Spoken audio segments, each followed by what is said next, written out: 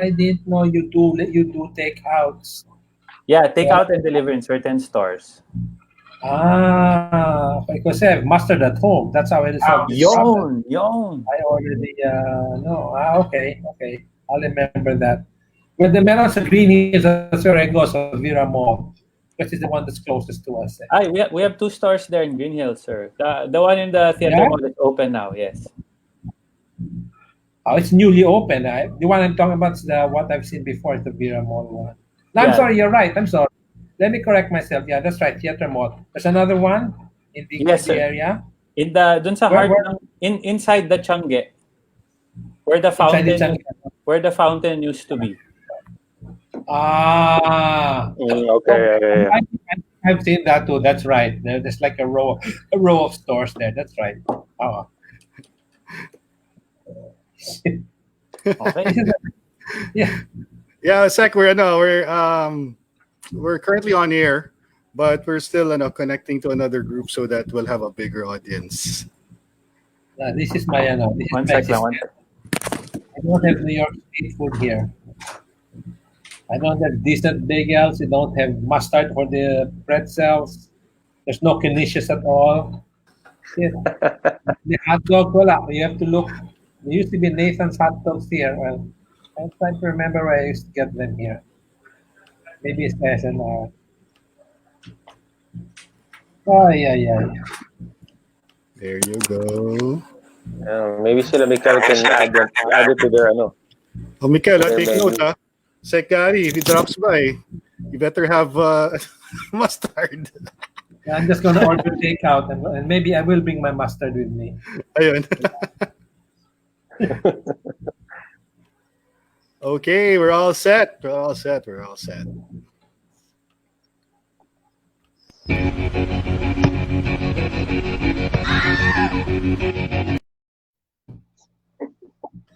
All right. Good evening, everyone. Welcome to Istoryang Barbero. My name is Ron Poblete. I'm with Eric Madraso and Mikel Paris, who's sitting in for John D. Bora, who's busy with a few things with the family. So he's going to be sitting in for us tonight. And we have a very special guest for tonight's blog. Our very own from the CFCR, who used to be a cabinet member, Secretary for Economic Affairs of GMA. Former Secretary Gary Olivar is in the house. Yeah. Welcome, sir. Good evening, guys. Good evening. Evening, sir. Sir, I know you've been very busy today. We had a few pressers. We had to talk to a few people from abroad, and we had some of the we had Secretary Bello, Yusek Malaya, and a few other USECs to join us in that presser to talk about what went on today.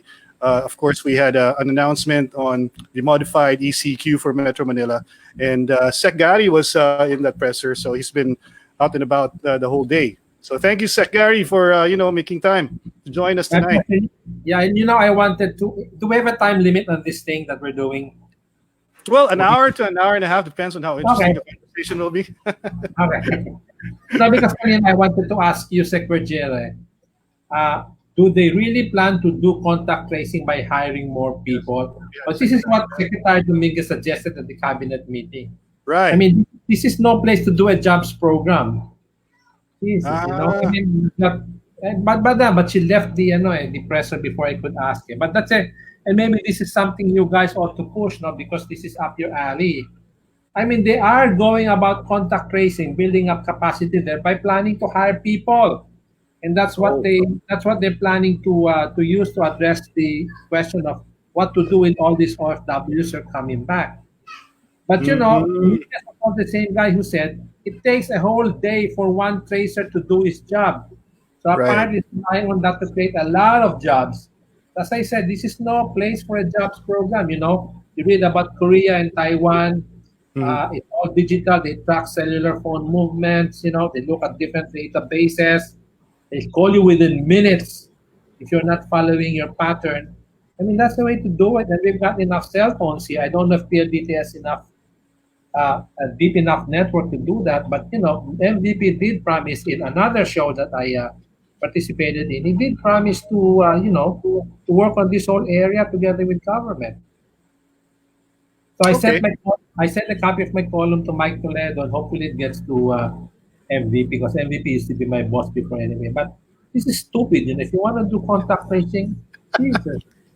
And People, just so you know, Sagari is no holds barred, so he'll say whatever he wants to say without worrying about. You go for it. That's perfect. Go ahead. And by the way, Sagari, yeah, he mentioned the Manila Standard, so he does write for the Manila Standard. So watch out for his articles. He did come out with something today, Sagari, right? What was it about?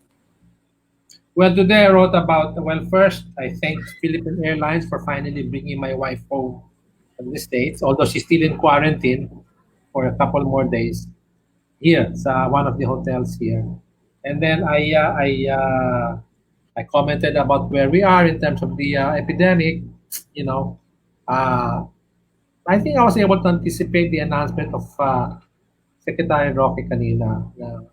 We're not quite over the hump yet as far as from a medical point of view, but it's got to the point where the economic costs are already starting to outweigh the health benefits. Even Joey Salceda, who is a bear when it comes to the health issue, even he has started saying, okay, it's starting to no longer be worth it in terms of the economic damage. So the solution on NCR was good, no?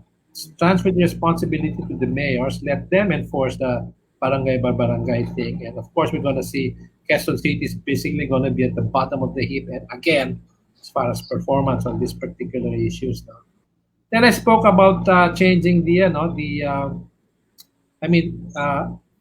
public transportation is going to be reduced by 2/3, no, because of this 1 meter social distancing rule. So we can see that the bus operators who probably don't have strong enough balance sheets anyway to start with, Right. yeah, they will start to fold, with 1/3 capacity. I mean, who can last that long? I mean, you would know that, Mikel. I mean, it's already starting to experience that with your Auntie Anne, who, by the way, even without the mustard, okay? So, they're going to be looking for a new business model. They're not going to be able to raise their fares by twice, which is what they need to recover the lost ground. That's not going to fly. So they're going to need a partial subsidy from government, and we can give it to them. But hey, guys, you got to give something back in exchange as well. Integrate your dispatching. Okay, do some route rescheduling. Do some discipline as far as picking up and offloading passengers. All of that good stuff. No, put in place the bus rapid transit (BRT). This is a train type of bus. It's an excellent way to get people around. So when you do all those things, these guys, I mean, they're not going to be able to survive on 1/3 capacity. And now's the time to stick it to them, no? I mean, we should have stuck it to them a long time ago. But there's too many retired generals in that gang. No? But now it's a different story. They don't afford without a subsidy. Well, you can see right off the bat, Sagari is, just went for it. Just for your, for your information. I forget what I want to say. Okay, for your information, just in case you just tuned in, we're talking about tonight's topic is about the economy, post-COVID, and of course the new normal. It's been much talked about in the last couple of weeks since we've had this ECQ. That definitely things will change whether you like it or not. And the economy is the most important thing that we have to talk about because as early as now, government is already coming up with efforts or plans on how to bounce back from this, from the results or the results of the close down or the lockdown that happened in the last 4. Has it been 4 weeks? More than a month, right? Since we 2 months actually. 2 months. It's been almost 2 months. We're entering Yeah. the As you 9th can see. week. Yeah. So yes, we will definitely get some insights from Sagari, who happens to enjoy talking about the economy a whole lot when we have meetings and we discuss it. So we're gonna definitely get a lot from him tonight. And not only that, since he's a part of the CFCR, the Center for Federalism and Constitutional Reform, we do have a campaign for the DILG called Constitutional Reform Core. and Sec Gary is one of the proponents for that. He can talk about the third pillar of our campaign, which is the loosening up or removing the restrictions for foreign investments here in the Philippines, which will definitely help if we are trying to bounce back. So that's going to be immediate. Definitely Sec Gary as one of the solutions. Obviously, the executive department, through the efforts of Senator Bongo with the Balik Probinsya program, that's one of the initiatives of the government now to definitely lift the Filipino people from this rut that we are in right now. So we're going to discuss all this. So hope you guys can participate. You can type in your comments down below, so we can read them. You can ask Sec Gary a few questions as well. You might find it interesting since he also worked for a very interesting character in Malacanang, and a very controversial one at that, and a very good one because she's really known to be an economic powerhouse. She laid down the foundations for really good economic policies for the country, in of course GMA. So Sec Gary will definitely have insider insights about how it went about when he was still a secretary for that administration. So Sec Gary, so let's start with let's talk about your forecast. What do you think will happen given that there's going to be a modified community quarantine? Miguel already, expressed his concerns about the extension of this quarantine. He's a business owner, so I'm sure he shares a lot of the sentiments of his fellow captains of industry. What can you say, Sec Gary? What do you think? What are the main drivers for an economic recovery from here on in that we should pay attention to? Well, first of all, the new normal is going to be around indefinitely, for as long as it takes to come up with a vaccine or with medicines that work. The new normal, in terms of our personal movement, it means the minimum physical hygiene requirements, wearing a mask, maintaining distance, washing your hands frequently, all of that stuff, all of that good stuff. But all the distancing requirements in particular, both at work and on the way to work, mean that we're going to see a permanently lower capacity in the economy. The economy, according to Ateneo professors of economics, is going to drop down to about 70% of its usual capacity. That's a big drop. So that's what it means. Okay, that has to be made up somehow, right? Because it means obviously less income and fewer opportunities for people in the workplace. The second thing is what's going on now in terms of lower energy prices abroad and how that affects the host countries for many of our OFWs, which is in the Middle East. We may be seeing them coming back. In fact, at the press con we did, Ron, were you at the press con we had this afternoon? You were, no? With the Middle-East. They were worrying not only about their families having to be sent home, those among them, especially from Saudi, whose children live with them, but even the actual jobs themselves. I had to ask to make sure that, in fact, that's a concern now among them. On the upside, the lower oil prices mean that our imports and therefore our local prices also come down. That I'm told by one of the congressmen who's behind the economic recovery bill in Congress. That I am told offsets the negative effect from a drop in remittances because of the effect on workers overseas. So that's a good thing, But it's a good thing net, but it still leaves us with a bad thing to deal with, which is the workers that may have to come home. This congressman estimated as many as 250,000 workers who might end up having to come home if this thing drags on. Low prices and the lower prices and the effect as well of the pandemic even on Middle East countries. Right now, we're doing about 40, 50,000, I'm told, and this is anecdotal, workers who had to come home. That's so Oh, wow. 250,000 at the rate we're going may not be that far-fetched after all. Of course, the question then becomes how do you absorb them? Which brings us to the third issue we've been talking about, Ron, which is the balik probinsya thing. Ideally, these workers go back to their provinces, no? As together with the folks from Metro Manila, who we also want to relocate back to the provinces in order to decongest this whole capital region. The problem is the balik probinsya thing is not well thought out. Not well thought out. And so we have our work cut out in terms of putting some real meat and direction on that initiative. This whole thing about balik probinsya has been around since the early 70s, Oh, yeah. and nothing's happened to it. It's just the economic forces that push people to move to the cities is just too powerful. Too powerful. Include Okay. there, if you want to make balik, or you want to interpret balik probinsya in terms of going back to farming, young folks, they're just not going to go back to farming, period. Okay, if they go back to the provinces, they're going to want to work outside agriculture. Okay, so it then brings up a fourth issue. Given that we do have to improve our agricultural productivity, that's the only way we're going to be able to bring down real wages. And it's only with real wages that this country becomes more attractive to investors, together with a couple of other things, of course. That's the entire picture the way I see it, and most of it. Okay. It doesn't seem like a happy picture.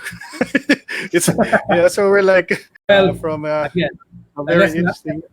let's not forget the upside. We still have a sweet spot. The demographic sweet spot is still there. So Okay. that's helped to immunize us against the virus, together, of course, with the heat in our country. And I think really the fact that we are archipelagic, and so the waters between the islands form natural boundaries, no, against the spread of the virus. We have that, the sweet spot. The sweet spot also means that with a large enough population, okay, we can really grow our economy a lot more on domestic demand than the other smaller countries around us have had to do. Okay, we're big enough so that we can really just deal with ourselves, no?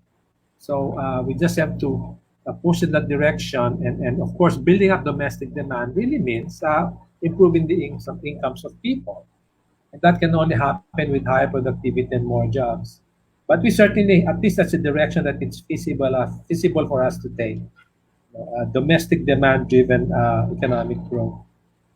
So, Gary, I'm wondering because there have been comments about there have been comments from different people, especially the leaders of the administration, saying that the government hasn't been approaching this the right way, and we've had missteps. Obviously, that happens because of how big the problem is, especially a pandemic such as this.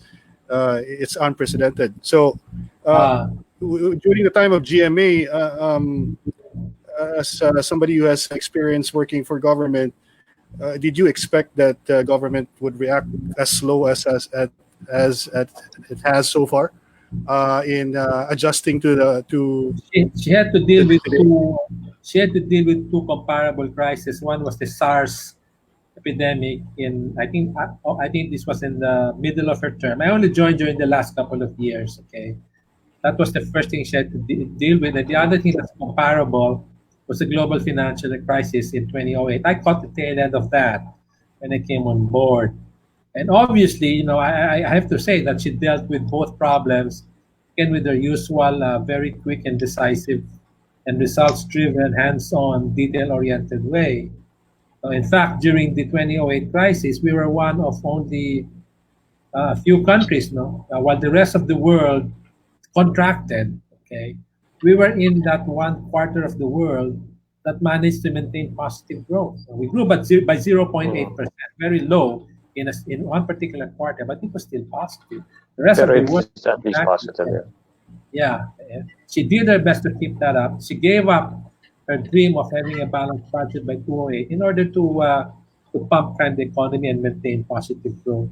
Now, which the problem with the economy and governance we have now is in part, okay, and I'm not being ideological when I say this, but in part it is the shortcomings of the previous administration before President Duterte.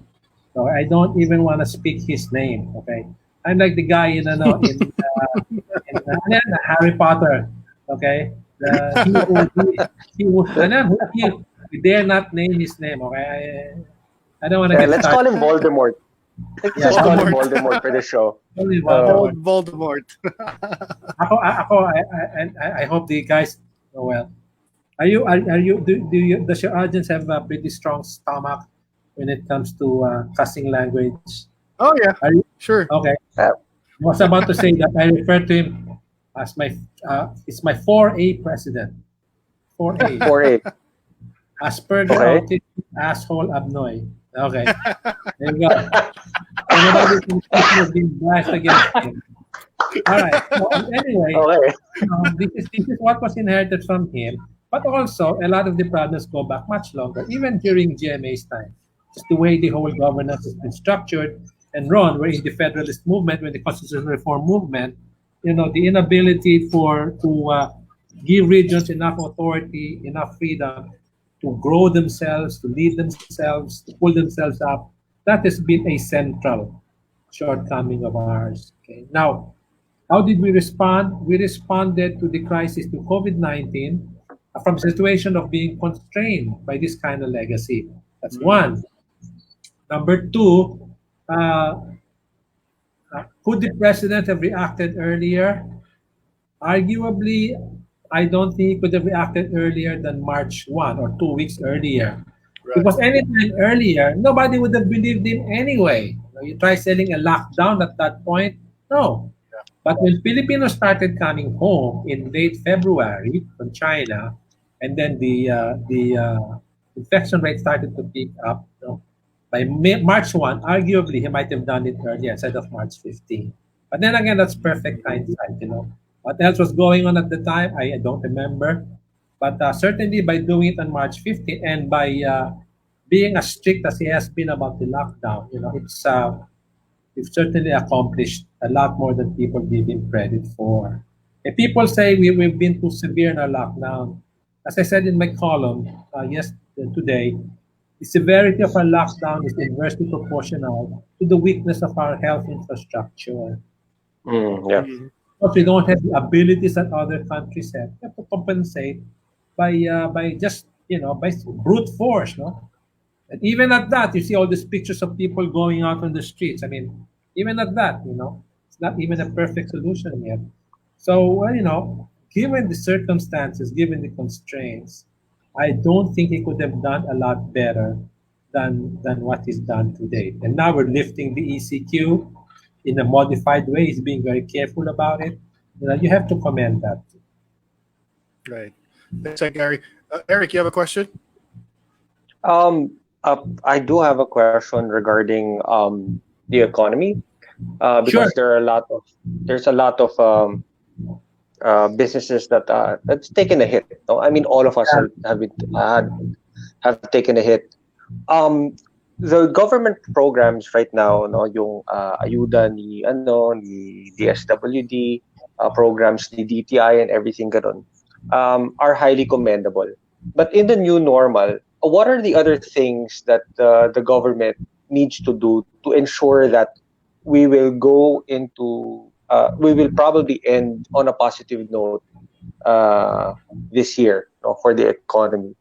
Kasi again, we're not sure, and when this virus is going to end or stuff like that. But is there anything that we can do, as a country that will lead us to a positive growth? Well, for context, we should note that the Bayanihan Act, from which have been coming all of these subsidy payments, was really intended to just help the most vulnerable among us, the poor ones, 18 million families, help them over the hump. And hopefully not for more than a couple of months, okay? What the congressman I mentioned earlier, there's actually three of them, Congressman Garin, Congressman, of course, Joey Salceda, What's the third one? Oh, Congressman Stella Kimbo, no? Who used to be a PhD professor of economics at UP. What they've been working on, consolidating their bills into one, is an Economic Recovery Act, Economic Recovery Program, that really puts a lot of fiscal resources into helping businesses recover, especially small businesses, because small businesses account for 60% of the employment in this country. So you obviously have to put your focus. The big guys can take care of themselves for the most part. It's really small business, and I think the package includes things like uh, wage subsidies, tax assistance with the with tax payments. What else? Assistance with credit. Of course, general liquidity improvement is being promoted by the banks, by the central bank, by Banco Central, through its the reverse repurchase being conducted by the Bureau of Treasury, as well as through lower interest rates and lower bank reserve requirements. So there's just more liquidity in the system. At the same time, to his credit, Secretary Dominguez has said, okay, we don't want to directly subsidize businesses. Okay, we're putting more liquidity, so it's the banks who are now in a better position to determine which businesses should be supported. Because government has no business, making that kind of call. It's really the banks who do it. So that's the rationale behind that particular fiscal direction. But having said that, the Economic Recovery Program being put together goes further. It identifies businesses that do need to be supported. They have an estimate. If you look at the different categories of workers that are affected by the epidemic, comes out to about 60 million, 60. Okay, there's a lot of double count in there now. The actual number is going to be much smaller because they're looking at employees of medium scale in SMSEs. They're looking at employees in highly affected industries like tourism or import-export or airlines. They're looking at folks who are senior, that kind of thing. No, I look at people in the informal economy because they have no protection. So the gross total is 16 million. Let's say it's overstated by, let's say even by 50%, 30, say even by 75%, 15 million. That's a lot of people affected. Okay. Yeah. That already includes the estimate of about 250,000 OFWs coming in. That's another sector that's affected. Right. So the idea with this economic recovery is not just to promote, to help businesses on their feet recover, but really we want them to recover because they want to provide jobs. They will also need to rehire people and take people off the streets. So that's the missing element. That's the missing element in the Balik Probinsya program. No, the program as conceived right now does not take into account what we need to do in order to convince investors to move to the provinces, so that they in turn can create the businesses that will bring the jobs that will attract people to move out of Manila. Right now, bringing the investors in the provinces and keeping them there is something for government to do. That's where government should put its resources. And as Ron knows, it's our contention that this kind of preparation and planning can be done only by a new regional level of government. Right. Okay. Yeah. So in the epidemic, the coordination between national and local governments is just terrible. It's terrible. Okay. The money comes down. It's bottlenecks, that kind of thing. Actually, we were current talking system right about now. that. Oh. Yeah, we were talking about this, Rick, right? The pandemic, the difficulty of facing this pandemic showed the system's true colors and how broken it is. That's why we need changes, systemic changes.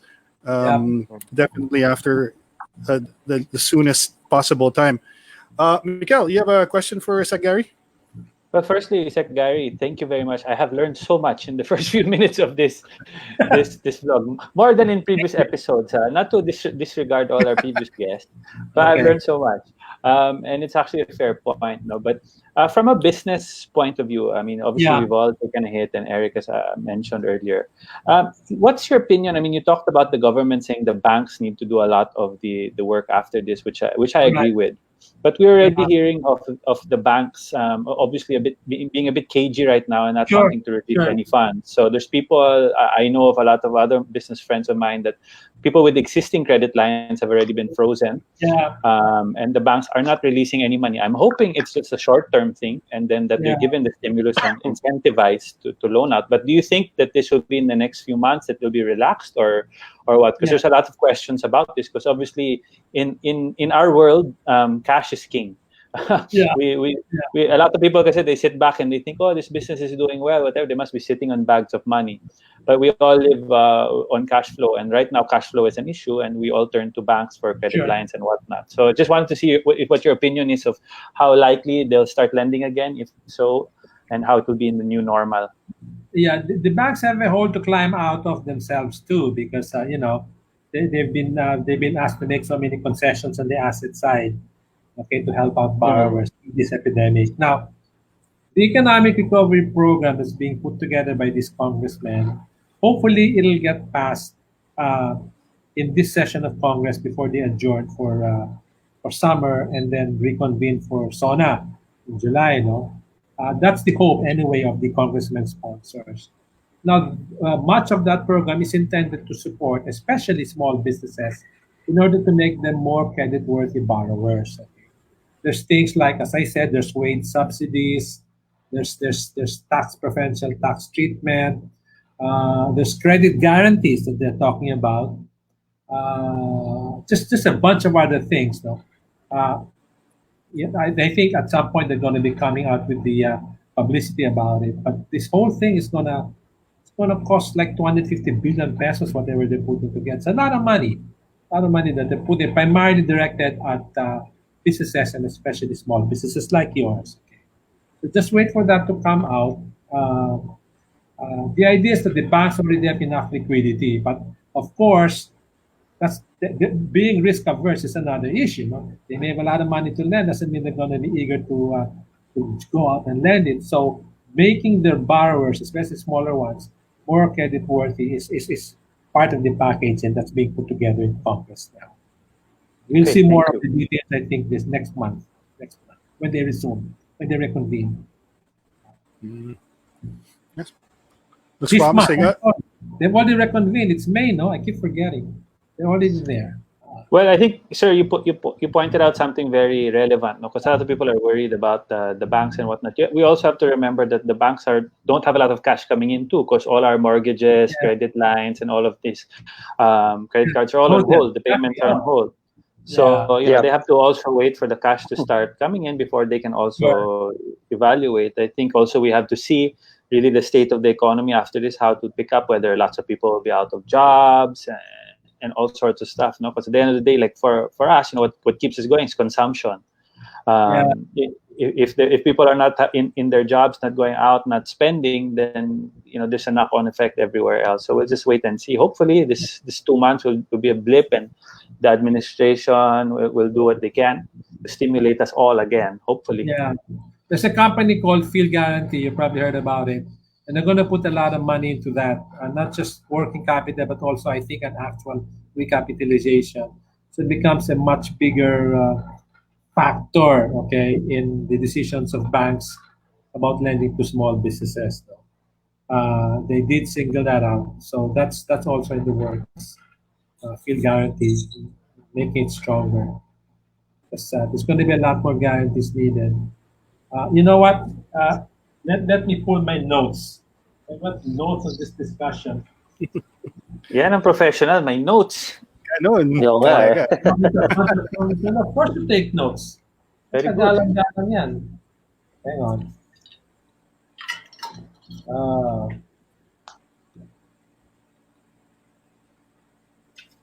Wait.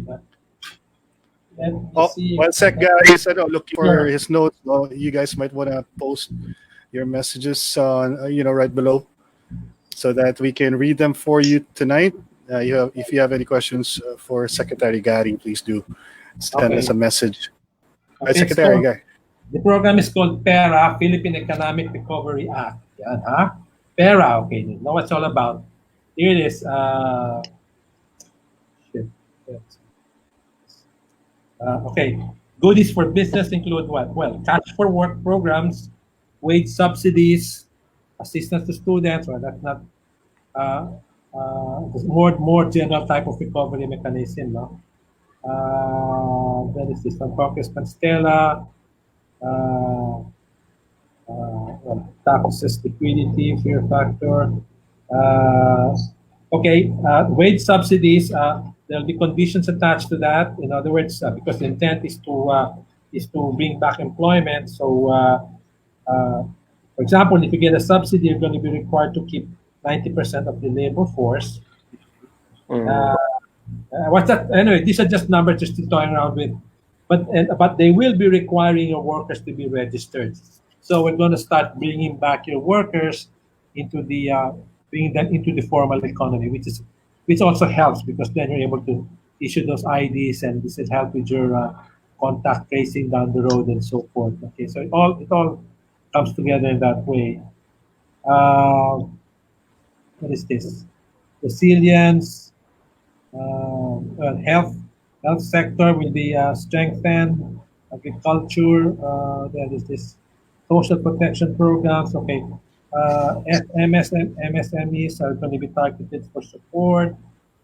Okay, infrastructure, CITIRA, condonation of agrarian reform beneficiary obligations, taxing the pogos.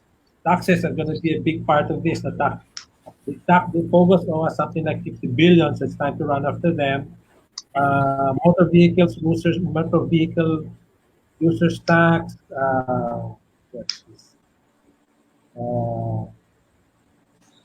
A bunch of other taxes, all the new ones. So that's where the funds for business support are going to come from. Going to be coming from. MVP was in this conference, and he talked about the different things that PLDT wants to do. Yeah. So, sir, so far, with all the things that you've enumerated, did they consider whether or not all those items will, at least fill the gap for the loss of consumers in the next few months or so? Will that fill the gap? Well, I don't know how you fill the gap in terms of consumer demand. All you can really do is just carry out measures to restore consumer demand. And I think that really involves two things. No? Their effective purchasing power, which is putting more money in their pockets and keeping inflation low.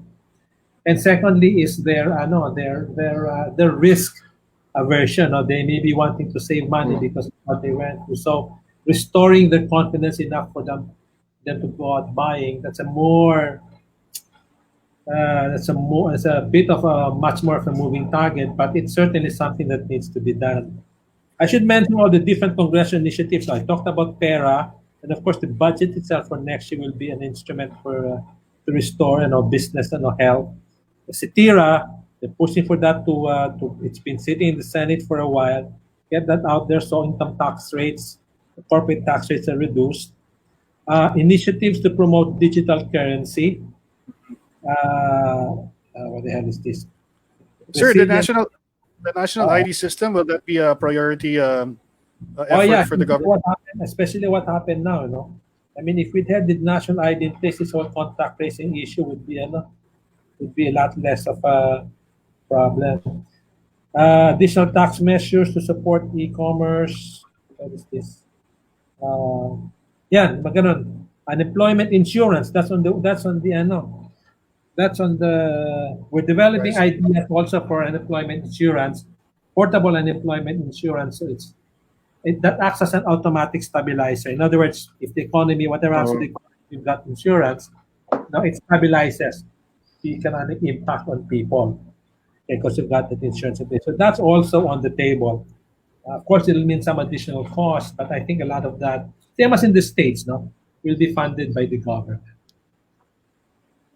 Sir, speaking of the States, I want to get to that in a bit, but first, my question is, one glaring number, or we were able to find out when we released the numbers on beneficiaries for the social amelioration program is that there are about 18 million families who were targeted for this. So Right. when you say targeted 18 million families, the more apt description of them are the ones who are from the informal sector. So that's a very glaring number to consider, given the fact that there are only 6 million people in the formal sector. So is that something we should worry about, sir? Or is that something, what is this? Is this a positive or a negative for us? The fact that we have 18 million to worry about. 18 million The fact that- informal sector workers, considering the, what that means. Is this something that the government should work on, or something that we should worry about in the long run? Hang on, let me check the numbers as far as 18 million. Let me see. Okay. Actually, okay. One of the numbers is 30 million, and in terms of the folks affected by this epidemic, no, 30 million, that's both daily wage and informal workers. So yeah, it might in fact come up to 18 million, no? The informal workers. My understanding of 18 million was simply these are the number of people who require assistance. No? Right. And that does not include, that should not include the people on CCT, because they're already being covered by the program. There's about 3.5 million folks Yes. on CCT. So that's within the 18 million. But these people, sirs, are considered heads of their families, right? So they're the Yeah. ones who are the breadwinners. 18 million breadwinners who are We're in the counting informal families. sector. we're So what does that counting say about our economy, sir? Is this like will this be an issue in the future for the country? we obviously need to fix the informality of the economy, and that's why I talked earlier about possibly using this business support mechanisms in order to obligate them to formalize their workers. But a lot of the informal workers are also, you know, just difficult to capture it. But we need to bring them in if we want them to get benefits, if we want them to be monitored for productivity, if we want to strengthen our contact tracing capabilities for future pandemics. So but formalizing the economy is a long, again, it's an age-old objective of our economy. Clearly, it's an indicator of how weak our economy is in relative terms, because we obviously have not, formalized or strengthened commercial arrangements enough, to give workers the kind of formalized stability that they're entitled to. Informal workers, voila, they have no safety nets. They're basically off the grid. I mean, a lot of them don't pay taxes. Obviously, there's no taxes being withheld. They have no insurance. They have no PhilHealth. No, I'm sorry, they can have PhilHealth now, no? They have PhilHealth, yeah. That covers everything, no? Pag-ibig, I don't think they're in pag-ibig. No? I could be wrong. But I'm saying these guys need to be brought in. And obviously, the only way to bring them in is to grow businesses large enough and strong enough that you can bring in all these workers, train them, improve their skills, give them long-term career prospects. We keep coming back to the question of investment. And that's why Ron and I are really concerned about opening up to foreign investments even more. Right. So how do you feel about the resentment coming from the middle class, because they feel that they haven't been given enough support in this quarantine, in this community quarantine? I think it's about the fact that the informal settlers are given priority by the government, and while the middle class are basically reaching out for scraps. What do you think about that? The middle class has savings. No matter how little, they have savings. They don't live hand to mouth. They don't live literally from one meal to the next, which is what we were talking about when we're talking about the poorest of the poor. Okay, does that should that number be as big as 18 million? I don't know. I won't judge. No, but I will say, the reason they're called middle class is because they're in the middle. They're not at the bottom. Thank you for that. Okay.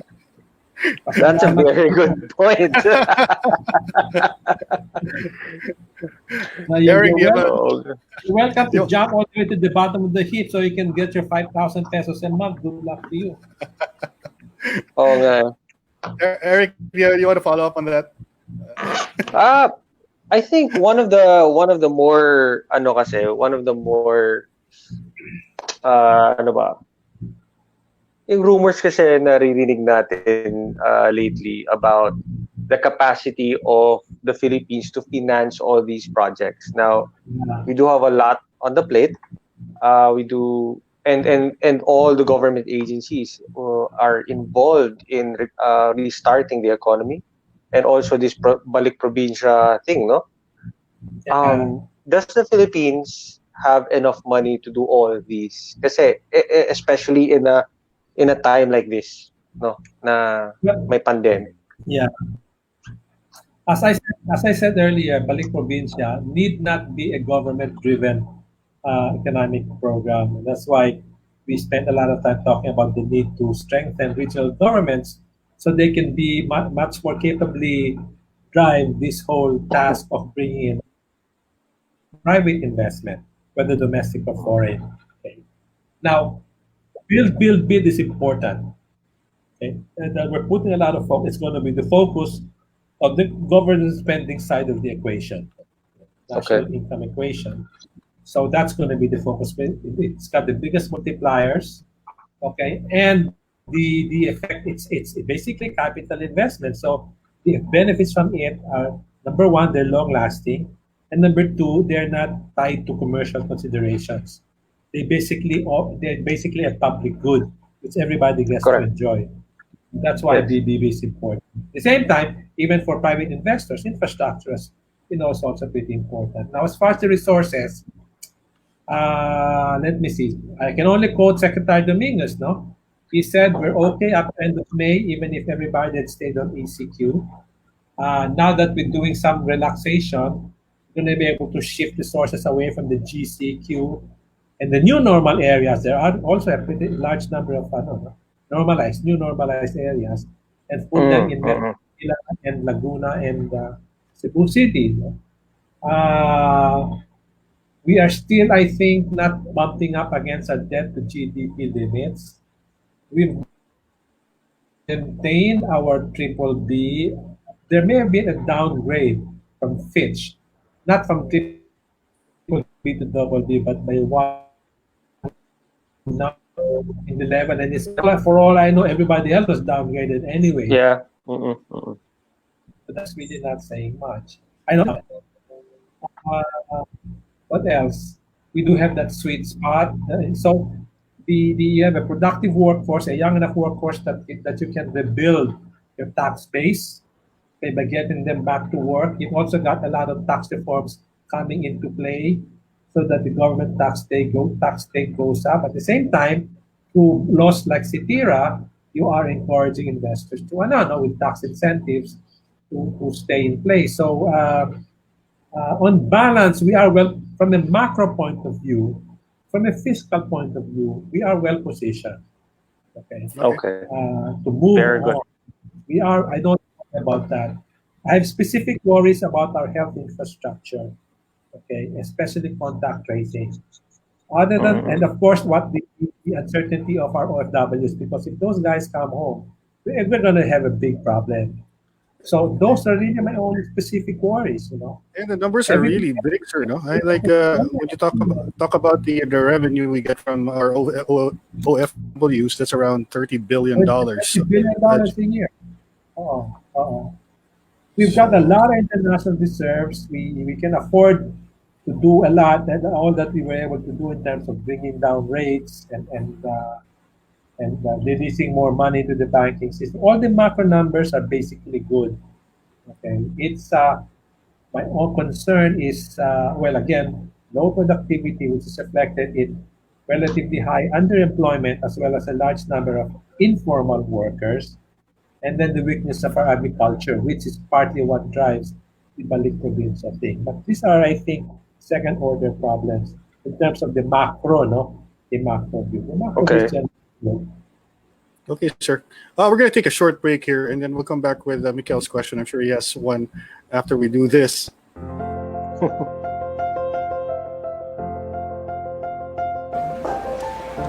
Walang hindi kayang gawin basta may disiplina. This is the core message of hashtag Disiplina Muna. Let's show ourselves and let's show the world that we can stand together as one disciplined nation. Higit na kailangan ang disiplina muna. Disiplina muna sa ating tagsugan. Disiplina sa palaging paghuhugas ng kamay, sa pagsunod ng physical distancing at pagsuot ng face mask. Tulungan po natin sila at manatili tayo sa ating mga tahanan. Stay home, save lives. Sa pamamagitan nito at ng ating disiplina ay wala tayong hindi kayang mapagtagumpayan. Disiplina muna laban sa COVID-19. Ngayon na.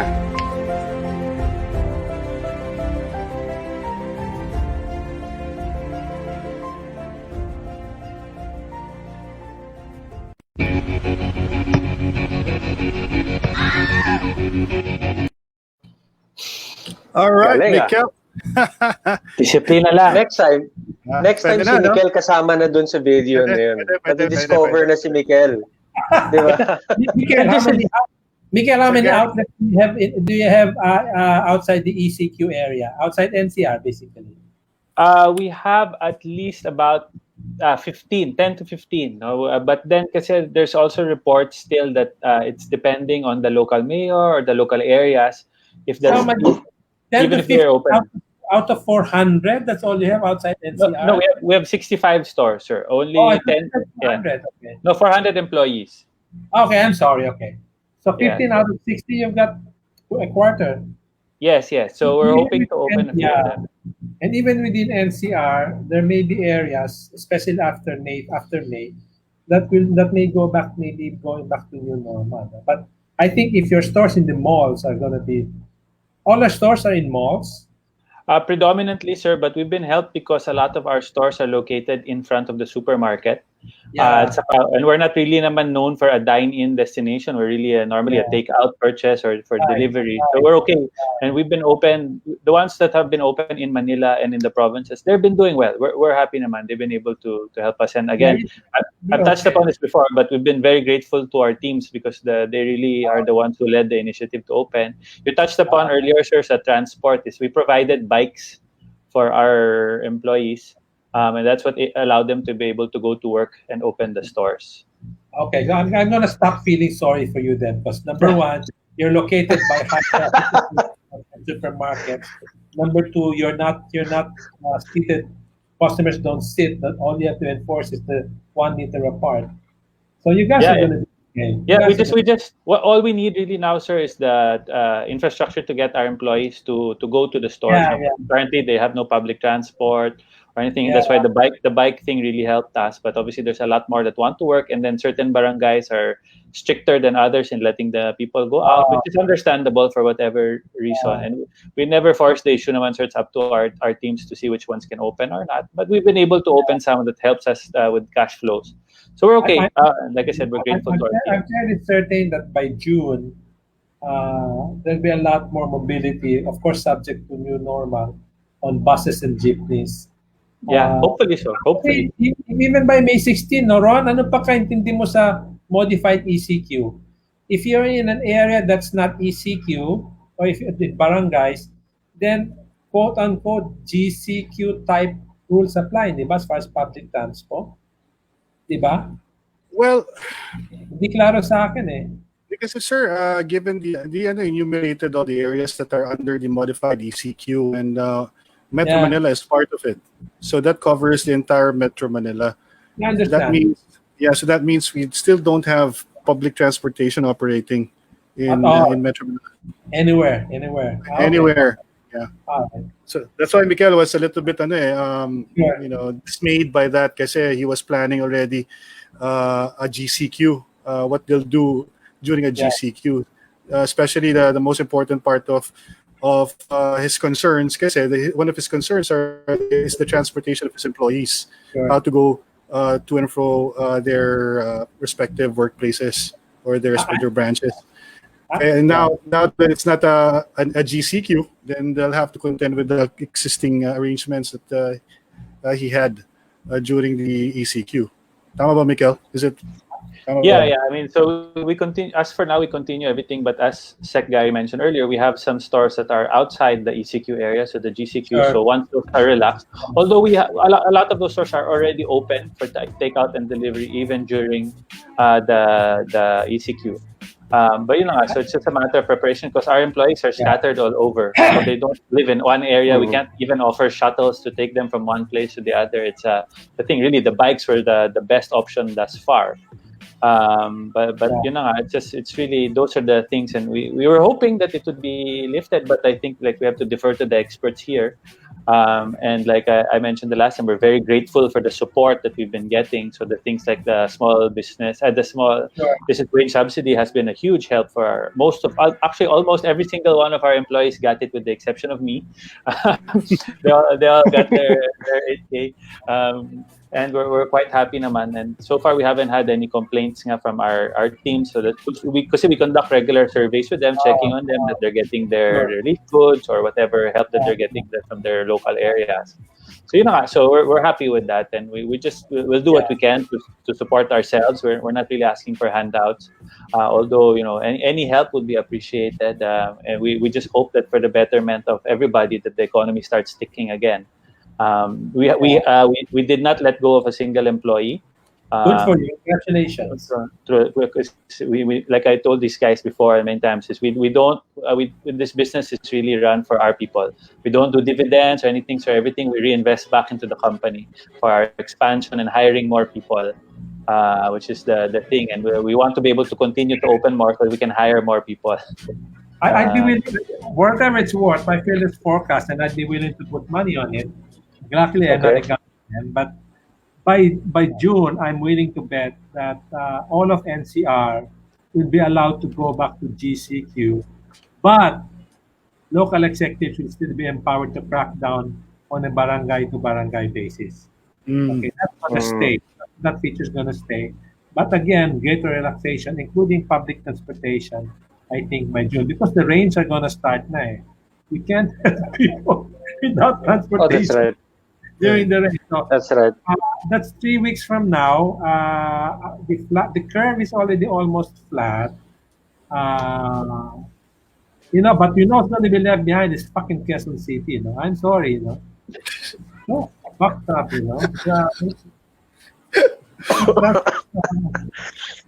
Sir, question. What do you think Quezon City could be doing better? I know there's a long list, but what are the things? Everything.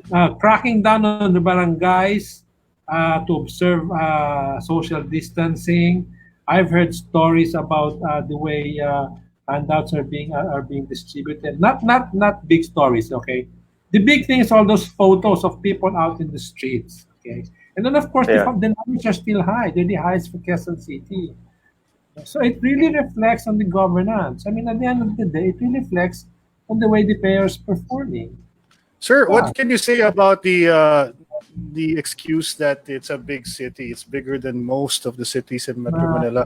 It's like double the size. Bigger geographically, but I think the densities in Manila are higher. The city of Manila. Look at Tondo. Look at places like that. And you've got the numbers with ISCO I think are significantly better. Quezon City is big all in terms of land area. Not in terms of population. Sir, what do you think of the move of the DILG? Of course, our very old Newsec Malayas has already gone on record when he was interviewed by GMA that we should have barangay reforms. We should reform the way the qualifications of the barangay officials. Well, if you're gonna impose higher qualifications, they're gonna be expected to be paid more. That's natural, and that's the way it should be. Can government afford to pay barangay officials? They can, but again, this is where we go back to our formula about giving more money to the local governments, and to make sure that it's spent responsibly. You have to have a regional level of government to look over their shoulders. So keep coming back to that. But yeah, I mean, the average education qualification, I'm told, of a barangay official is 4th grade. Wow. Okay. So that's what you're working with. Now, I would, because of that, I would tend to put more emphasis on setting up, long-term working arrangements between barangay officials and the businessmen, small businessmen in the Private barangay. sector. The private sector, that's correct, no? Because the private sector, this is a private sector, best practices, people work there. If they're not at home, they're in those places, assistance with contact tracing, all the good stuff, no? But yung nga, problema dyan the barangay, the quality of the barangay is fourth grade. I mean, nobody expected that they had become as important as they have now. No? When this Exactly, yeah. It was just a way by President Marcos at the time to keep closer tabs on people. But I mean, just the logic of it. Now they're doing so much with not enough money, with not enough education. Sir, since we're talking about reforms now, sir, maybe we can move on to sure. Let's go for the jugular. Because since we're here already, might as well talk about constitutional reform, the campaign of the DILG.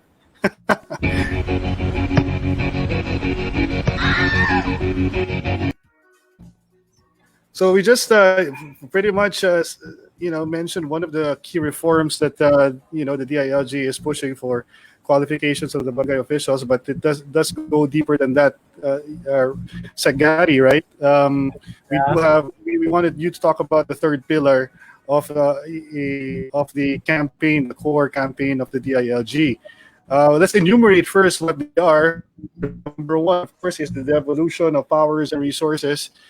Making sure that we establish the Regional Development Council and give them enough powers to implement development in the countryside. That's one, sir, right? Maybe you can add more about that. Well, on what? On that one? Yeah, on that one, which coincides with the Balik Probinsya, Senator Bongo. Yeah. We want to give structure and substance to this whole Balik Probinsya thing by putting in place a regional level of government through the regional development councils, which will then become the focus of planning, implementation, and coordination of Balik Probinsya, as well as any other development plans that are relevant to regions outside Metro Manila. Right. So that reform in turn is supported by reform on our part. We're also pushing to revise the ERA formula, Internal Revenue Allocation formula, so that we will give more weight, not just the population, land area, and that was the third thing, Ron. Population, land area, and the third thing, but also to considerations of financial capacity, natural resources, and poverty. Yeah. So make the distribution more equitable, so that what's happening now, the small LGUs, I mean the LGUs who are rich, they get more money that they don't need, and the poor ones who, because they don't meet the criteria, get less money even if they need the money more. So it's a very strange way to distribute money. So we want to fix that. So that's pillar one. Pillar two is a bunch of electoral reforms, and I won't go too much into that. It's all good stuff, no? Good stuff for guys like you, not good stuff for politicians. No? Things like anti-dynasty, anti-finance reform, etc. The third pillar is economic liberalization, basically taking away all the restrictions on foreign investment based on nationality. Restriction on investment based on nationality. No? The idea is to not put those restrictions in the Constitution, but to put them in ordinary legislation that may be declared from time to time by Congress, so that if the situation changes, the restrictions can also be withdrawn. It gives us more flexibility in terms of running the national economy. So that's important. As you know, Ron, we're pushing to for a wholesale rewriting of the Constitution. I think it's mainly Article 12, no, to remove all those restrictions. But right now, the interim reform that we are willing to live with, okay, is a change in the Constitution that will simply say Congress may amend or remove this restriction as it sees fit. So the restrictions stay in the Constitution on things like mass media, education, and so on, but Congress is now authorized to take away or reduce the restrictions from time to time through ordinary legislation. Why is this important? Because I don't know anybody who's willing to part with his money in a business when he gets to own only 40% or less than half of the business. Who's going to do that? No one in his right mind is going to do that. And we wonder why people don't come here. Even What though, these people are breaking the law by setting up dummy arrangements. there you go. Yeah. We wink at it because that's commercial reality winning out over basically stupidity is all I can say. So we need to call a spade, so that way we get a better class of investors, i.e., people who are willing to play within the rules because the rules are now more reasonable. No? We don't get stuck with investors like from a certain big country to our north who are willing to bend the rules or break the law just to get what they want. No? So what do you say about the argument that we've been getting by without for that much with the restrictions that we have for foreign investments, that even our big companies have been flourishing like Jollibee, they're not expanding elsewhere else, they're expanding in the United States and Canada. Is that a valid point from the detractors of constitutional reform, sir? Well, if they're happy to point to the success of Jollibee and San Miguel abroad, then of course we should be proud of that too. At the same time, we should remember that among all the countries in ASEAN, okay, we are the only ones who were not able to reduce our poverty by half in the last 25 years. Okay, we are the last one, the lowest one, okay, in terms of infrastructure. Okay, we have the worst infrastructure among the ASEAN countries. It was based on a survey done by the World Economic Forum of Davos in 2015. Okay, when we look at the foreign investment GDP, we are the lowest again in ASEAN. Our foreign investment average over the last 10 years was direct foreign investment average was 1.9% of GDP. Okay, the size of the economy. The average for ASEAN was 5.6%. So again, we were kulelat. So that is low investment, bad infrastructure, high poverty. These are all part of the same picture. And by the way, the effect of that is we have a weak health system because we're losing our doctors and nurses over the last few decades to go abroad because there's not enough jobs here. Not enough jobs here because there's not enough investment. So we don't have enough nurses and doctors here. When an epidemic hits, we have to go scrambling. Yeah. Miguel, is this a concern for you as a business owner? If Congress pushes for this, if the government doesn't allow more foreign investments to come in, will it be a concern for you as a medium-scale business? No, from my perspective, not necessarily, as long as it's a fair playing field for everyone, no? And this is done properly, and it's properly monitored. Like Gary said earlier, people are already skirting the law as it is now. We already have these issues of, we know that there's a lot of foreign investment in certain companies, and they just find ways around it. The other thing is, if it's done properly and the money comes in and it goes around, again, consumption will be rife. Everybody can benefit from it. I think what Sec earlier touched upon, which was very alarming statistics, that we're one of the worst performing ASEAN nation when it comes to improving poverty. Yes, medyo nalungkot ako dun. Which is one of my biggest frustrations. I lived in London for a while, like 10 or 11 years, and when I came back, it was my frustration that I couldn't see any improvements for our brothers and our sisters. And it's always just, for me, boiled down to greed. Politicians, certain businesses, they've been able to get away with a lot, whereas I think personally now there's been a lot of improvement in that end. Although we're far from where we need to be, I think there's some improvements there in terms of looking after our less fortunate brothers and sisters. A lot of these guys, they don't really want handouts all the time. They want to be given fair crack, a fair opportunity to make money and all that. And for me, it boils down again to education. We have to help and teach these guys the right way. But in terms of foreign investments, again, it goes back to if it's done fairly, properly, and we have a government that's actually doing it for the right reasons, then fine. My worry lang is, we start selling off different bits and bobs, and the same old people make the money again, and it doesn't trickle down. It's happened time and time again. And this is why I'm hoping that we will finally see the day where this money goes around and we're able to improve the lives of others, so that we don't have to keep giving handouts. People don't like.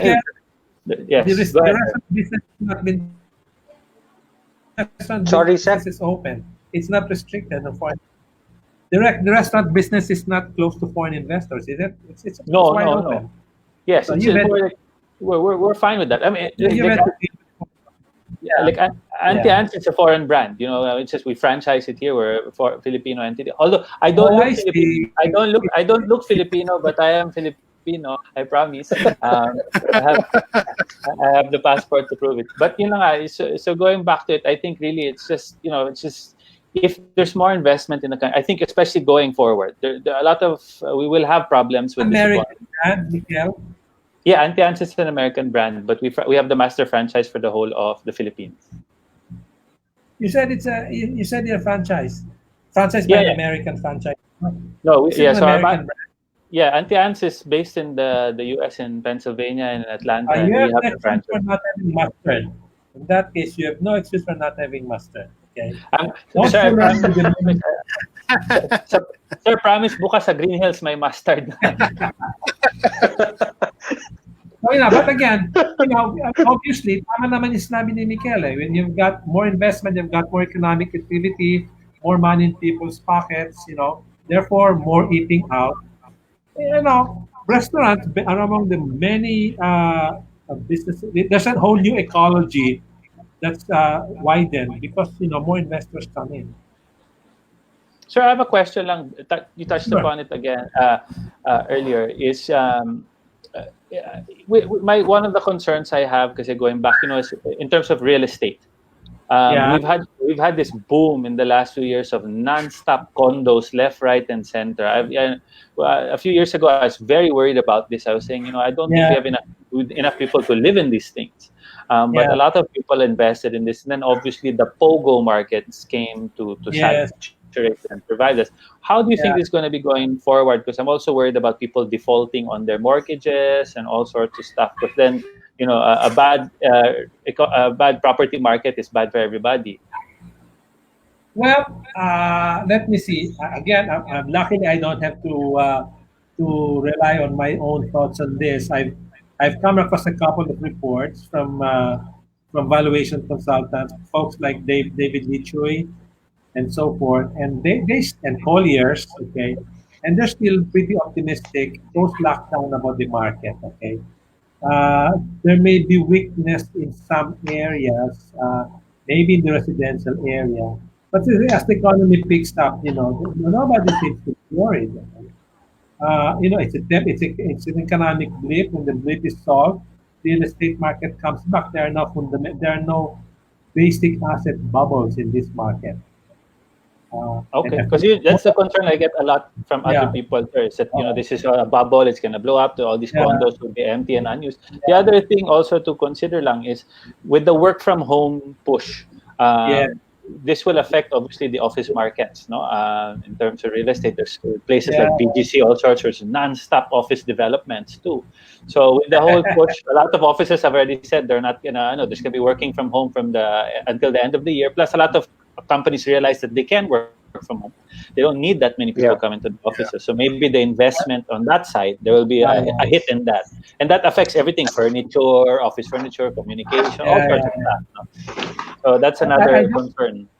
I don't think our digital infrastructure is strong enough to sustain the kind of work at home culture that would start to make a dent in office demand or commercial demand. Keeping in mind that you may have the same space, but you can only put 1/3 of the people that used to in it. So it's not like it's not like it's a space that you need to give up, because even for the 1/3 people that you get to keep under the new normal, you would still be needing the same amount of space anyway. Okay. The question then becomes, the other 2/3, okay, if you haven't laid them off, they're working from home. Do we have the digital infrastructure to do that? PLDT has been a mature stock, and I know because I have some of it from my smart days the last few years. This time, I think I'm going to hold on to it for a while because there's this whole wide range of opportunities for PLDT to expand, to fill in the value. But I wouldn't. Kasi for the offices nga, I mean, the prices were skyrocket high already. It was, I'm very blessed that I have a landlord that I've had relationship for a while, and he hasn't really increased the rents. But if you look at renting in places like PGC, Makati, it's like crazy rents already for office space. So that's been, I'm interested to see how that market will fare. Okay, that's a good point. I'm glad you brought that up. I'm glad you brought that up. No, that's a good point. Let me think about that. Because even in the residential market, the prices were like, whoo, these places you're hearing of per square meter rates are like, wow. And that was the complaint of a lot of people, is saying that allegedly they're being priced out. But this is a global thing. Even in London, other countries, the millennials or the younger generations are saying it's almost impossible for them to purchase property, which is true. To a certain extent, it's true, unless you're given a massive help by your parents or somebody for down payment. It's becoming a huge challenge. But then in other countries, they've really embraced the rental markets. It's just there's still some places where there's a stigma to renting. Oh, you don't own your own property, you're just wasting money. But in other places in Europe, it's just rent is rent. That's what they do. It's just, we don't have a mortgage deduction here, kasi unlike in the States. I don't know if Europe has. I think not everybody's like the States where you get to deduct your mortgage payment. It's a mortgage interest. This was when I lived in London, no, we were not allowed to deduct. Okay, so you have a different kind of dynamic. You have a different kind of dynamic outside the US or countries where you get to, because if you get to deduct the mortgage interest, it's a big deal, obviously. Yeah. Sir, sorry, Ron, I'll just ask again. With the push towards the changes to the federalism and all these kinds of stuff, do you think there's enough political will and support for this to happen in our lifetime?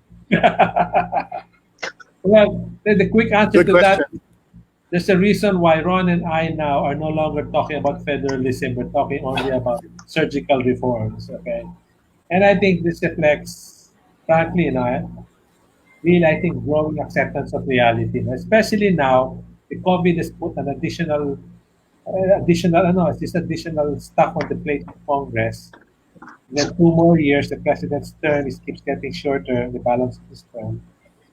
Now, I'm happy if we just get those surgical reforms too. Di ba, Ron? The draft Congress that was written, the draft new constitution that was written, it's still bottled up in somewhere in the palace, no? President isn't pushing it yet. He may not push it at all, given all the other things he has to take care of now. So as far as political will, political will being exercised, if you will, in effective ways, that will then push the new constitution forward. That's not there yet, and I don't see that happening before the president steps down. 6 months ago, I would have said differently. Now, with everything that's happened, I'm happy to have these stronger regional development councils. There's so much else on our plate we have to deal with. Senators have always had heavy assets to start with. Those guys barely move.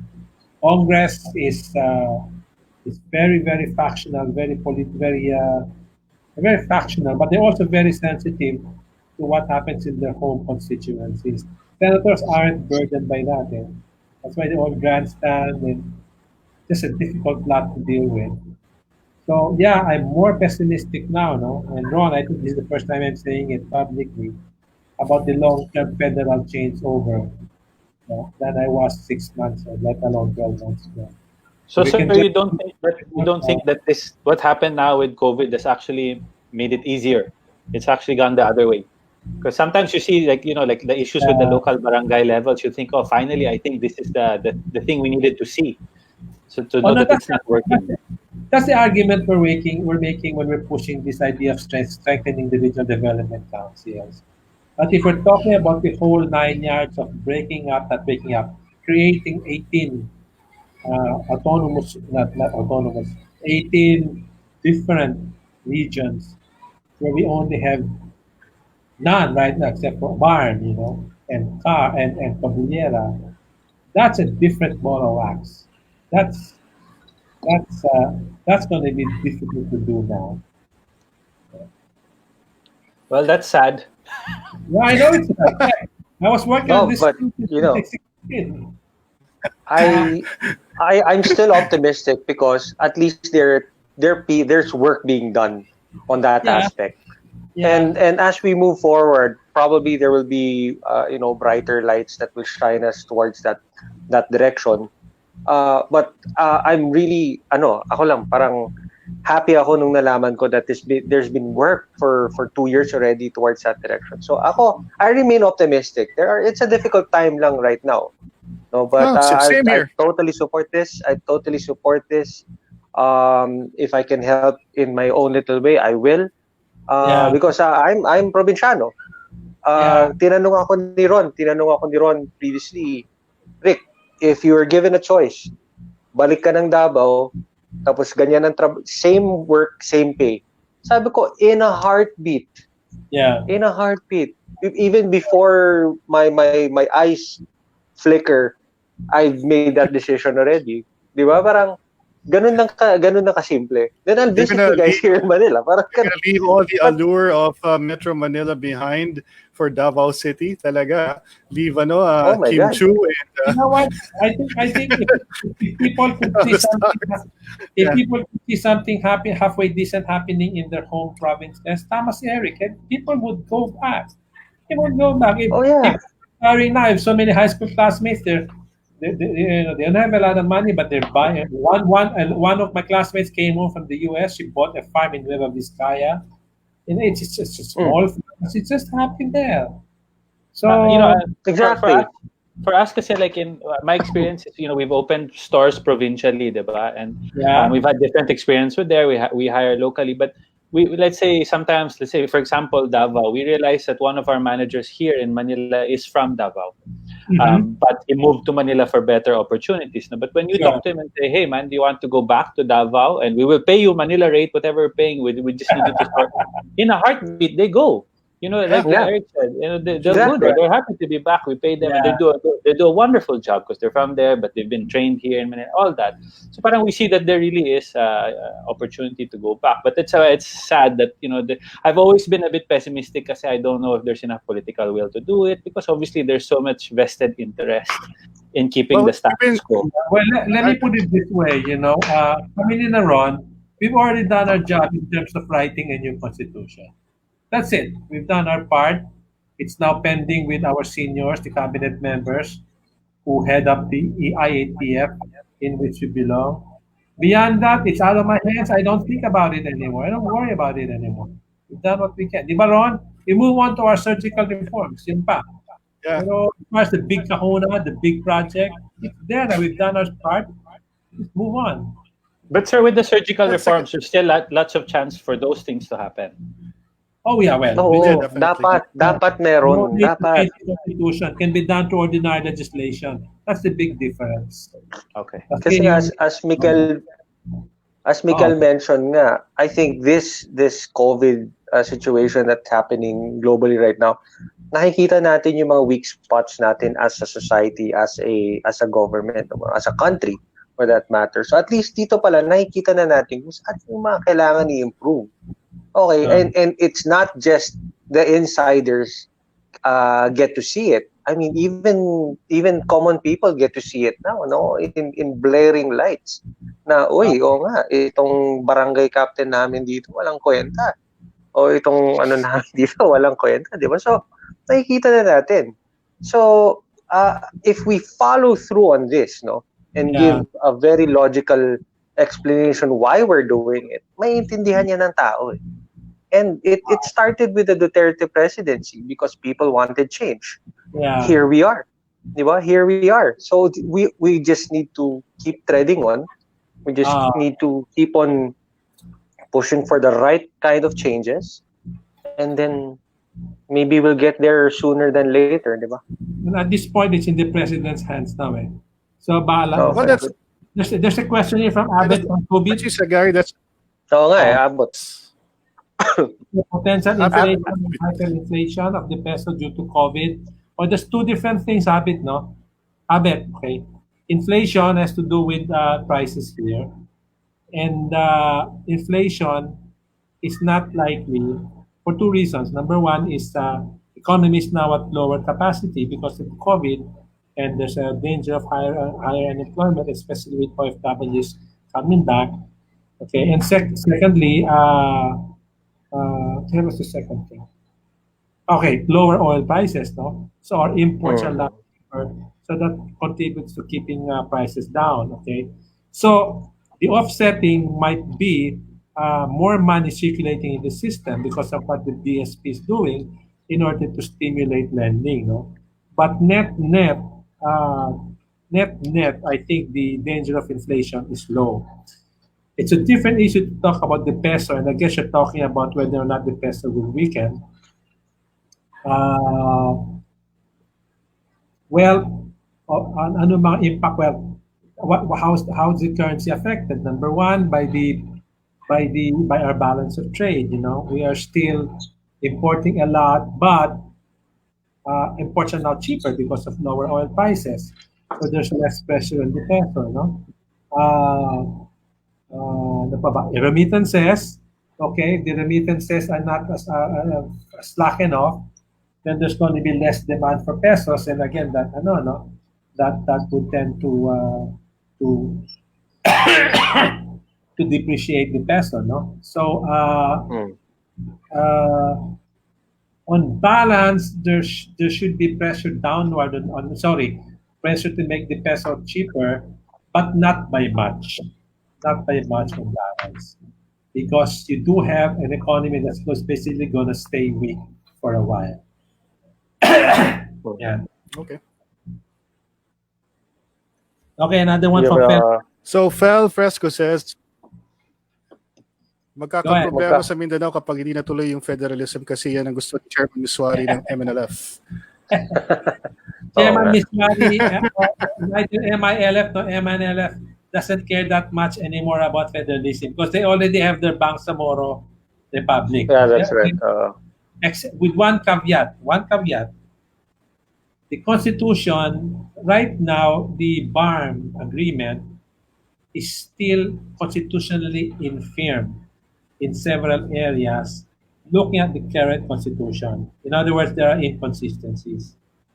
So to clean up this whole BARM thing, it really is necessary to change the Constitution so that it can accommodate the new arrangements that were agreed with MILF. Yun lang. That's the only reason why they might be interested. But as far as federalism, they already have it.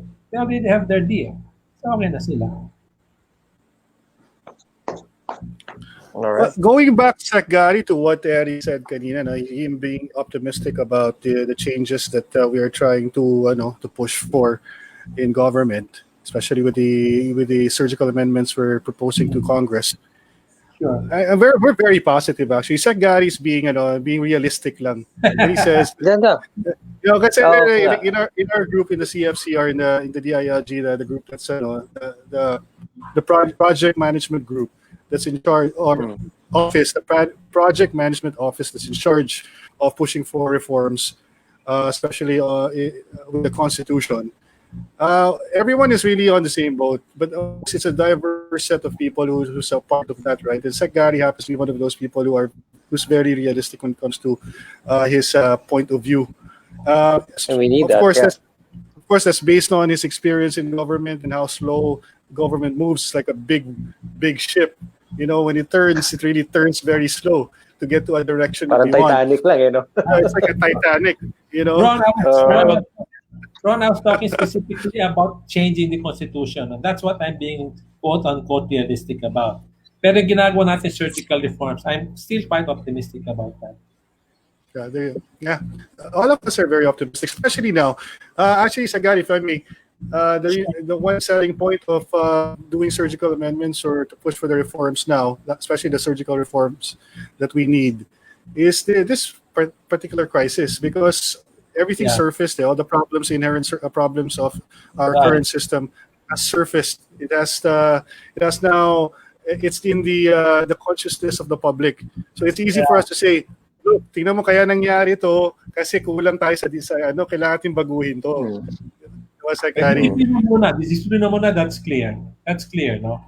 I think we're learning that lesson quickly. The need for discipline muna.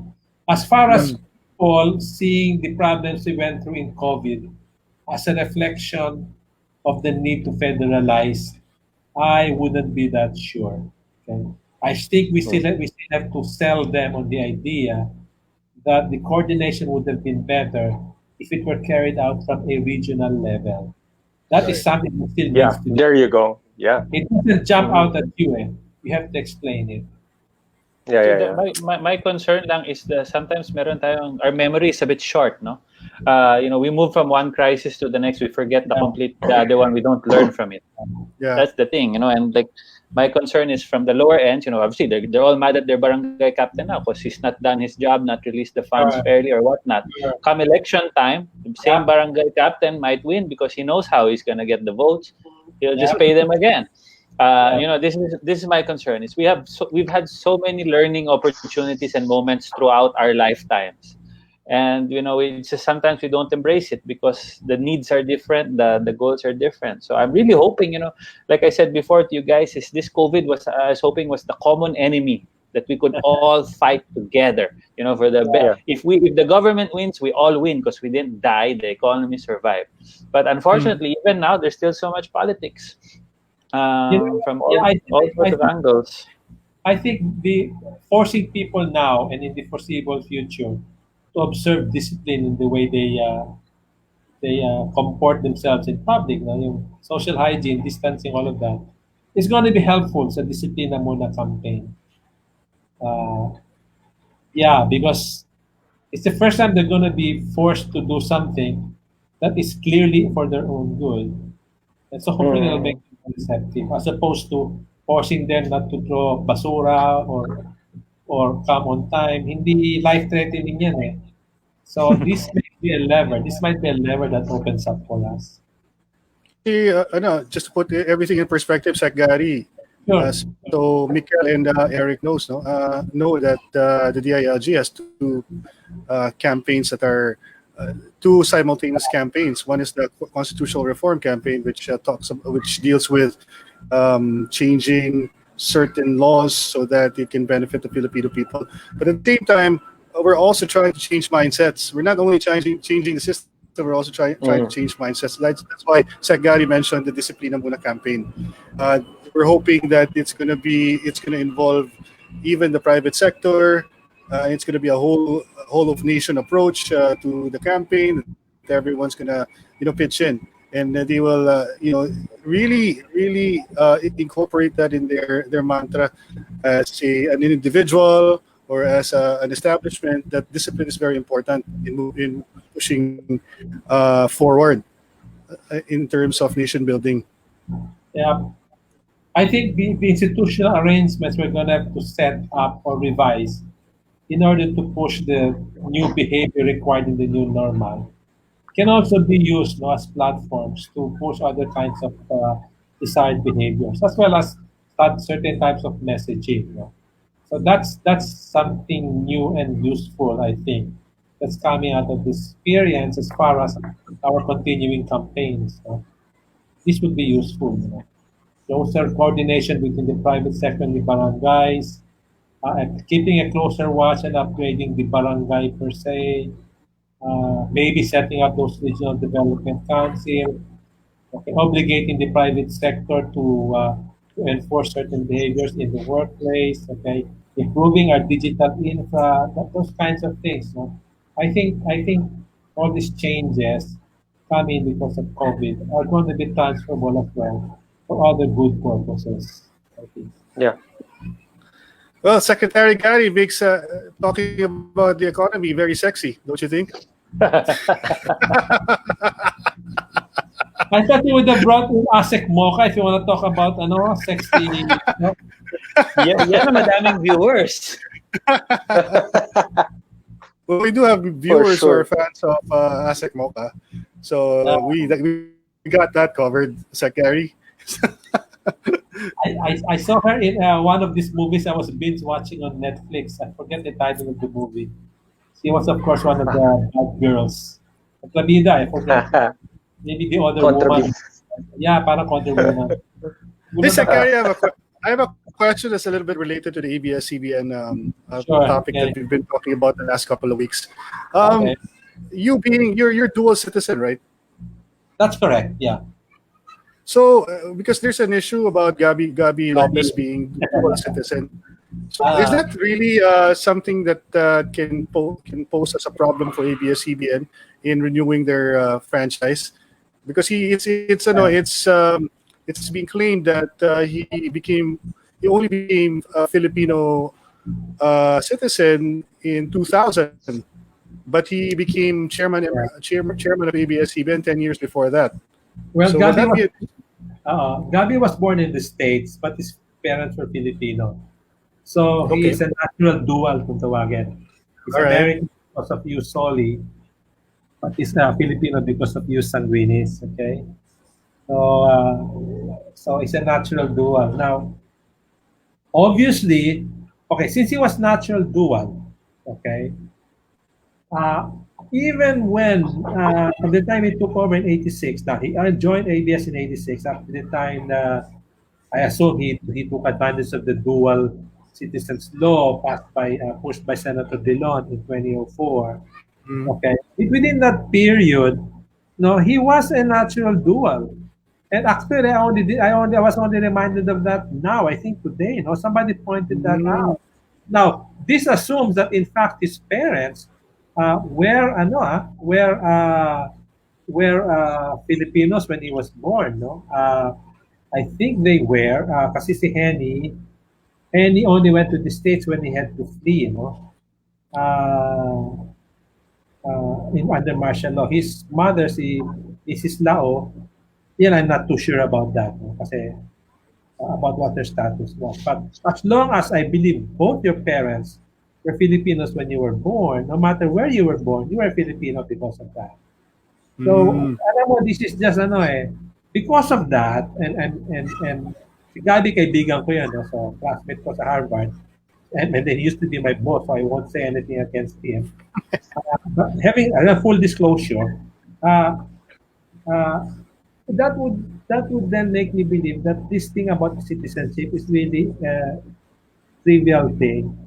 And if you want to focus on the other things that are the other issues that have been raised against ABS, not the citizenship.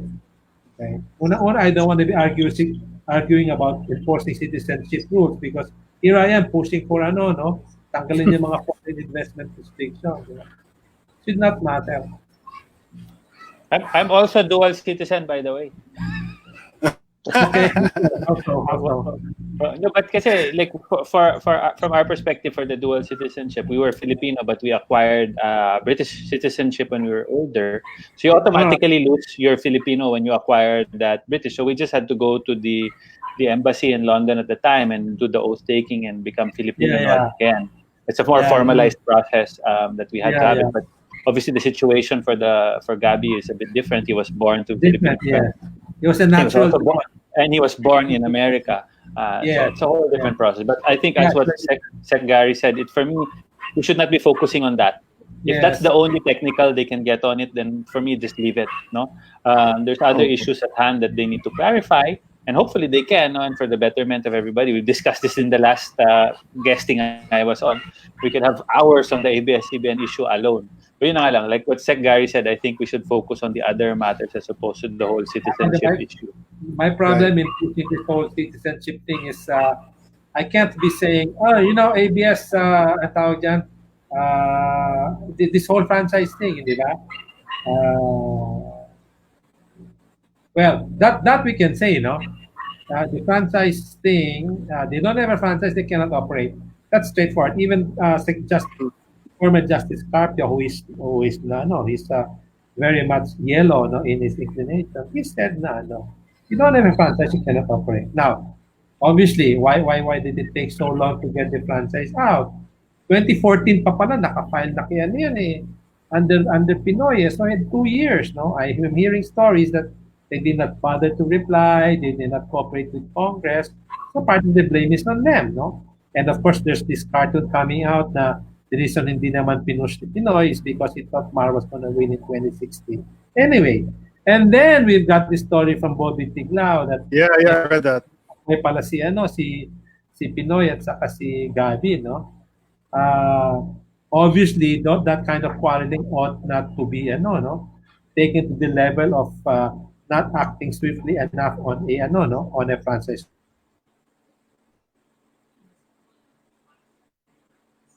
Wala si Seth.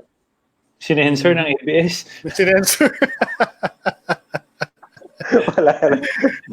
Sinensor ng ABS. Sinensor ng internet. Medyo, he was getting into the juicy stuff of that, that kwento, no? Nakakatakot. Sir Gary. There. Sir Gary, na-censor ka daw ng ABS? Na-censor ka, sir. Na-censor ka ng ABS-CBN. Dahil papunta ka na dun sa juicy, When I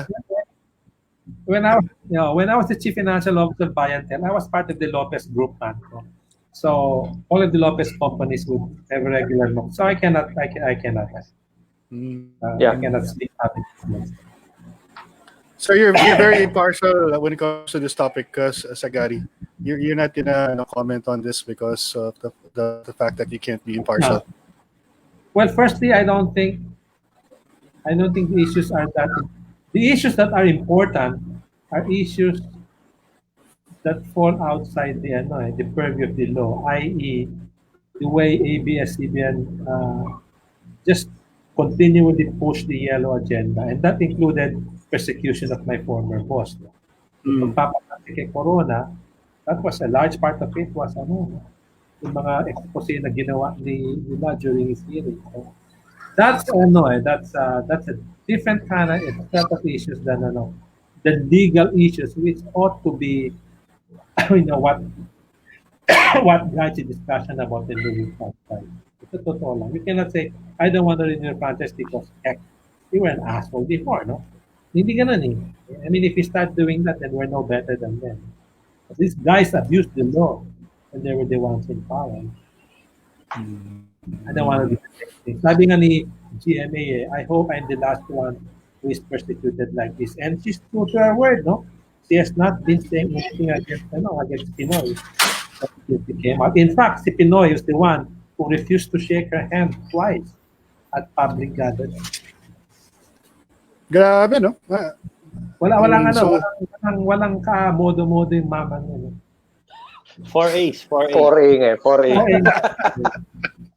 Sorry. Yeah. Sabay pa kami ni Mick eh. May recall na tayo, Mick.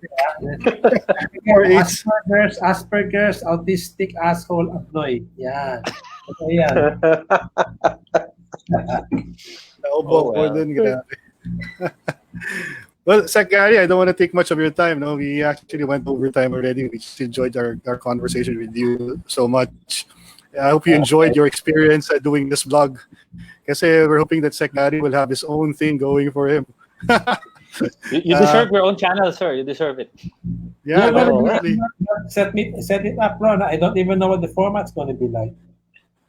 Yeah, okay. We've been talking about it to have Gary his own thing. Listen, you know me, you know the medium a lot better. You're younger than me. You know the audience is better. I'm relying on you to come up with the ideas, Padre. I cannot even get to this link quickly enough. Sana gusto ko kanina. Uy, si Gary medyo nahihirapan sa technology, hindi pa siya makapasok sa ating vlog. You get the hang of it, Sek.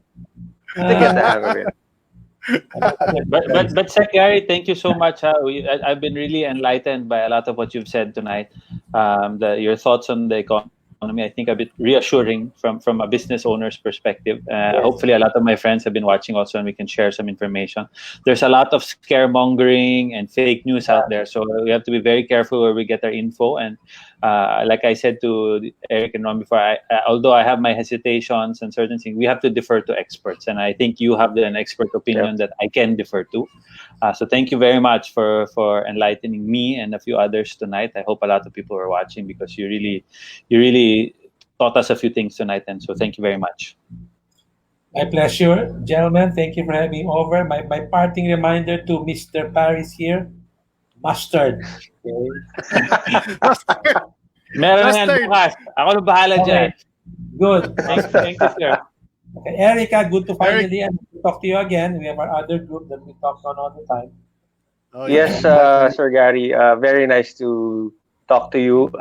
Same as Mikel, no? And probably Ron shares the same experience. We've learned so much from you tonight, and I hope the viewers also has learned so much. And I'd like to thank Abit and Fel, no, for continuing to support the channel with all the comments that they're putting in. And Abit says thanks to you, Sec Gary, as well, no. So siguro parting words lang for the viewers. Thank you for all the support. Please do follow us in Pop Beans, Istoryang futBOLERO, and also ipa-plug ko na rin yung mga pages niyo sa Facebook, Ron, no? Like Disiplina Muna for people. If you want to, please follow that page, Disiplina Muna, and also Magtanong sa DILG because it's a very informative Facebook page, especially on the current situation right now. If you're not following those two pages yet, please do follow them starting tonight. There's nothing like an informed bloke, diba? You have to really get yourself informed to go through the difficulties that we're facing in this crisis.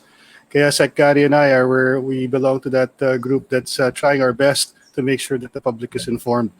And sometimes I pinch myself and I'm together with these guys, Sec Gary, sila Sir Bobby, sila Sir Iro, part of the CFCR and the DILG.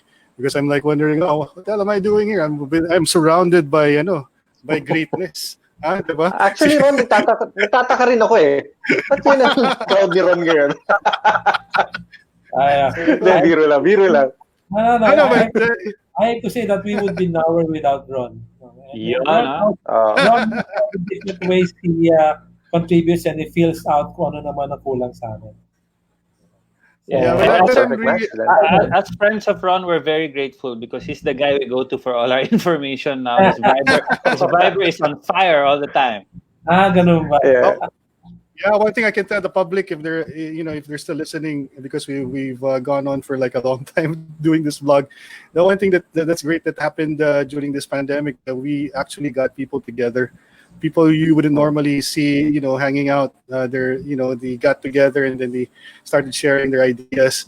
And some of the best ideas came out from this group, the group from the DILG and of course the private sector that includes Eric and Mikel and John D. Also been a big help, making sure that the discussions are lively in our advisory group of the DILG. And from there, we've had so many things that, unbeknownst to some people, have reached the level of the IATF. Some ideas have actually reached that level because we've discussed it from these groups that we've formed out of this crisis. So yes, Sec Gary, thank you so much. Idol ko yan eh. And idol na rin kita ngayon, Sec Gary. Ako rin. Solid. You're having me over, and I know at least one good thing that's gonna come out of this. I'm gonna be enjoying my pretzels. Thank you, sir. Thank you. Thank you, and for having me. And you guys keep up the good work. More power to you. And stay safe and take care of your families, your loved ones, your special ones, and everybody else. Okay? Thank you, sir. Thank you. We will do. Thank you so much. All right. So that's it for the show. Thank you so much for listening and for viewing us on Pop Beans. This has been Istoryang Barbero. Don't forget to wash your hands, wear a mask, and keep social distancing. Stay safe. See you. Goodbye. Bye, guys.